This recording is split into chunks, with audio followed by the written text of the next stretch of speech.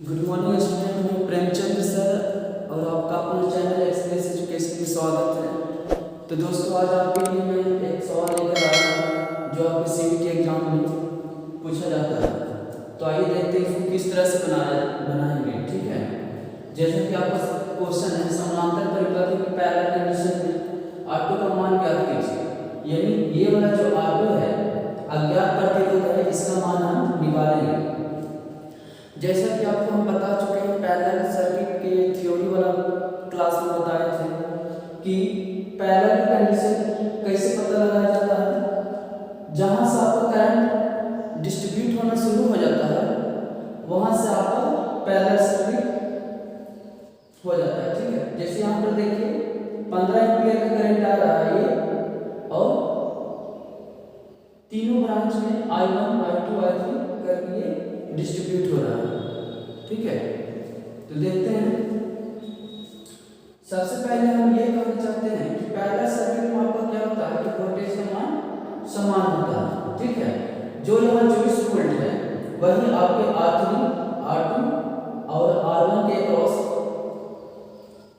होगा, यही वोल्टेज। ठीक है, तो अब इस पॉइंट पे हम KCL लगाएंगे। KCL क्या होता है? किरचॉफ्स करंट लॉ, यानी Kirchhoff's current law. Kirchhoff's current law क्या बताता है कि किसी भी सर्किट में नोड पर आने वाले कुल विद्युत धाराओं का योग नोड से बाहर जाने वाले कुल विद्युत धाराओं का योग बराबर होता है।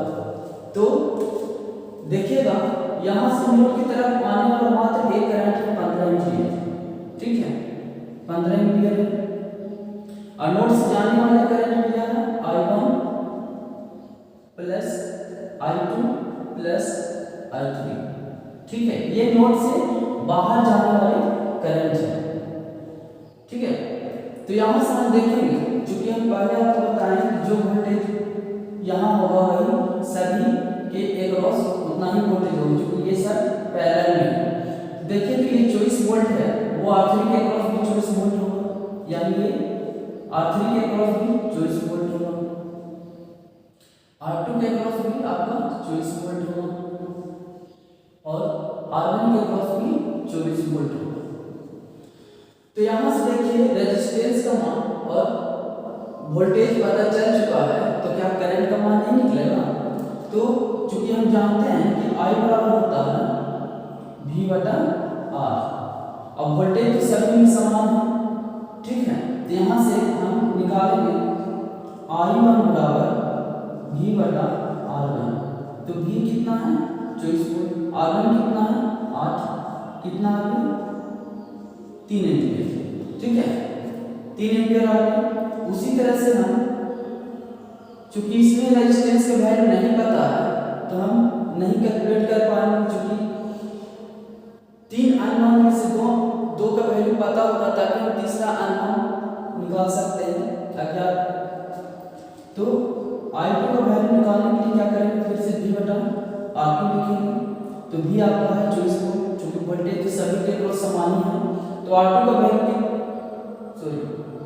R3 हमको निकालना था, तो R3 का वैल्यू कितना है देख लीजिए 3 ओम, 3 कट के यहाँ से आ जाएगा 8 एम्पीयर। अब इस जो हम फॉर्मूला लिखे थे इस पे ध्यान दीजिए कि 15 एम्पीयर टोटल सर्किट करंट था, जो 15 एम्पीयर जा रहा था, बाकी तीनों ब्रांच में I1 I2 बढ़ गया था। तो यही फॉर्मूला लगाकर हम फिर निकालेंगे 15 एम्पीयर बराबर I1 आपका है 3 एम्पीयर, I2 नहीं दिया हुआ है, I3 कितना है 8 एम्पीयर। ठीक है, 8 एम्पीयर। यहाँ से आपको आएगा I2 बराबर 15 माइनस 3 एम्पीयर माइनस 8 एम्पीयर, यानी कितना हो गया 15 एम्पीयर माइनस 11 एम्पीयर, घट के आ जाएगा कितना 4 एम्पीयर। ठीक है, तो I2 का मान कितना निकल गया आपको 4 एम्पीयर। तो देखिए, तो यहाँ पर हमारा R2 नहीं है, वोल्टेज हमें पता है 24 वोल्ट है, करंट भी पता हो गया कि 4 एम्पीयर। ठीक है, क्या हम R2 बराबर यहाँ से नहीं लिख सकते हैं? यहाँ से देखिए तो अगर R हमको लिखना पड़ेगा तो R यहाँ पे क्या आएगा, तो R नीचे चला जाएगा, यानी R बराबर हम फाइनली लिख सकते हैं V बटा I2। R2 अगर निकालना हो तो R2 बराबर V बटा I2 हो जाएगा।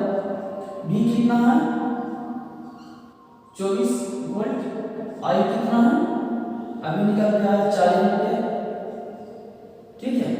तो कितना हो गया 4 चक्कर 24 यानी 6 ओम। तो दोस्तों R2 ब्रांच में कितना प्रतिरोध था वो हमको पता चल गया कि ये 6 ओम। तो देख लेते हैं कि ऑप्शन में है कि नहीं। तो हाँ, ये सी ऑप्शन में आपका 6 ओम है। तो इस तरह का सवाल हम ऐसा नहीं बनाते हैं, ठीक है। तो इसको आप ध्यान में रखिएगा। एक बार फिर समझ लीजिए, पैरेलल सर्किट में वोल्टेज का मान समान होता है। तो 24 वोल्ट हर एक ब्रांच के रजिस्टर के पास 24 वोल्ट ही होगा। और करंट क्या होता है, लोड के अनुसार करंट का मान फ्लो करता है। देखिए यहाँ कितना था, सबसे कम अभी तक कितने R2 में क्या था 6 ओम आया, ठीक है। 6 ओम R2 में, R3 में 3 ओम। तो देखिए 3 ओम के अक्रॉस जो आपका करंट था कितना था 8 एम्पीयर, यानी जिस ब्रांच का प्रतिरोध कम होगा उस ब्रांच में सबसे ज्यादा विद्युत धारा फ्लो करेगा, और जिस ब्रांच का रेजिस्टेंस ज्यादा होगा उसमें कम फ्लो करेगा। तो देखिए R1 में 8 ओम था, तो वहां पर आपका करंट 3 एम्पीयर ही फ्लो हुआ। तो ये चीज को आप ध्यान में रखिएगा, ठीक है। आगे बढ़ते हैं दूसरे सवाल की ओर। तो दूसरा सवाल आपका है श्रेणी या श्रृंखला। श्रेणी और श्रृंखला एक ही चीज होता है, एक ही नाम है, श्रेणी या श्रृंखला। कभी श्रेणी लिखता है तो कभी श्रृंखला, और दोनों का मतलब होता है सीरीज, ठीक है। श्रेणी या श्रृंखला परिपथ में प्रतिरोधक और रेजिस्टर R2 में वोल्टेज पात का मान निकालें, यानी R2 के अक्रॉस कितना वोल्टेज ड्रॉप हो रहा है वो निकालने के लिए बोला जा रहा है, ठीक है।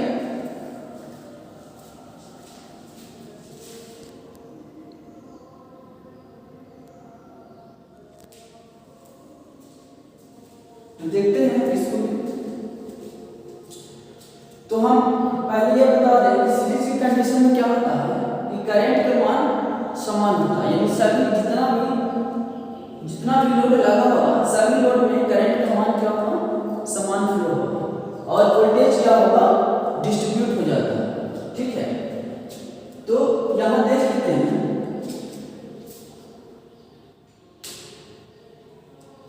चलिए क्योंकि हम जानते हैं कि जो लगाया गया वोल्टेज होता है वो सभी लोड के क्रॉस बढ़ जाता है।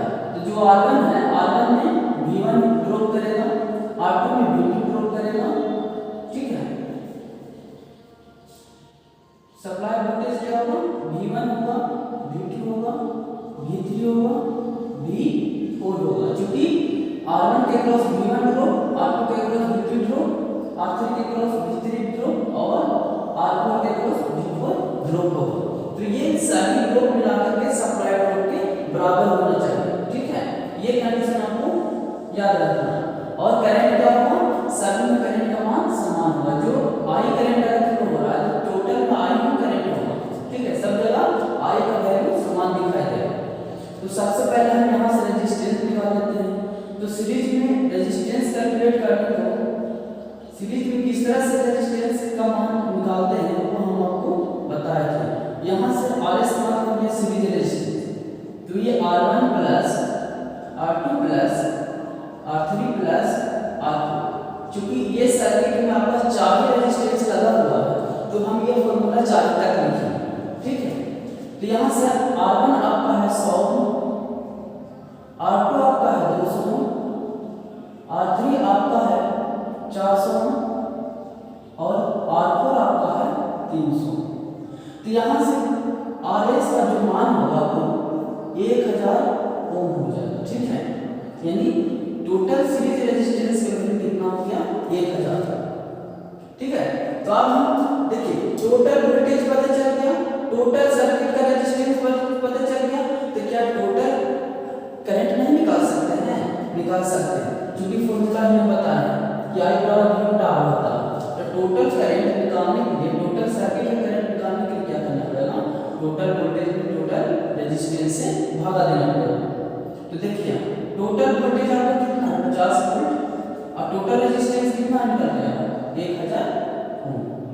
यहाँ से जब काटिएगा तो 1/20 आ जाएगा और इसको सॉल्व कीजिएगा तो 0.05 एम्पीयर आ जाएगा, यानी इसको हम कह सकते हैं 50 मिली एम्पीयर, 50 मिली एम्पीयर। यहाँ तक आप क्या है, अब हमने निकाले वोल्टेज ड्रॉप। तो वोल्टेज ड्रॉप जहाँ चूंकि हमको R2 में पूछा है वोल्टेज ड्रॉप क्या होगा, तो आप हमको पता चलता है कि 50 मिली एम्पीयर था वो R1 के क्रॉस, R2 के क्रॉस, R3 R2 सभी का क्रॉस करंट 50 मिली एम्पीयर ही फ्लो होगा। अब वोल्टेज ड्रॉप अलग अलग वो डिपेंड करेगा रेजिस्टेंस के वैल्यू पर। जो रेजिस्टेंस का वैल्यू जितना ज्यादा होगा उसमें वोल्टेज ड्रॉप उतना ही ज्यादा होगा, क्योंकि करंट का मान यहाँ पर समान है। तो देख लेते हैं R2 में क्या होगा। तो हम लोग R2 में वोल्टेज ड्रॉप क्या दिखाए थे, यहाँ V1 है, ठीक है, R2 के क्रॉस क्या हो जाएगा V2 हो जाएगा। तो V2 बराबर क्या होगा I into R2। Voltage drop तो इसी तरह से हम लोग लिखते हैं, ठीक है, इसी तरह से लिखते हैं। तो V2 बराबर क्या हो जाएगा, I कितना है 0.05, R2 कितना होगा 200। यहां से देखिएगा यहां 100 आ जाएगा, 2 0 से 2 0, 5 दूनी 10 वोल्ट, यानी V2 में जो आपका सॉरी R2 के क्रॉस वोल्टेज ड्रॉप कितना होगा 10 वोल्ट। तो इस तरह के सवाल को हम ऐसा नहीं बनाते। तो जितना हम आपको बताए हैं सब आपको अगर याद रखते हो थ्योरी तो आपको कोई भी क्वेश्चन में दिक्कत नहीं होगा। तो अगर किसी प्रकार का समस्या होता है या कोई सवाल पूछना होता है तो आप कमेंट बॉक्स में करके पूछ सकते हैं, ठीक है। और ये सारे चीज़ को आप एक स्क्रीनशॉट करके आप लिख लिया करें। आज के लिए इतना ही, धन्यवाद।